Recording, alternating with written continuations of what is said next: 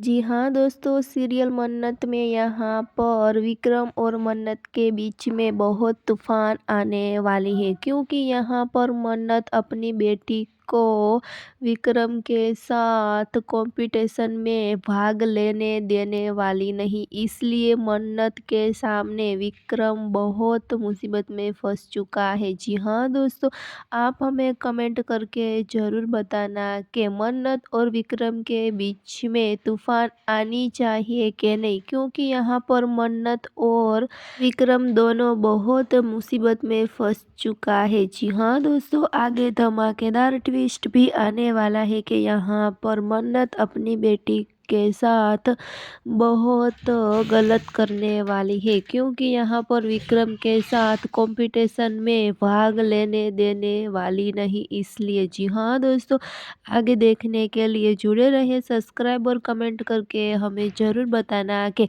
मन्नत और विक्रम की जोड़ी आपको कैसी लगती है। जी हाँ दोस्तों, फिलहाल लिए बस इतना सा।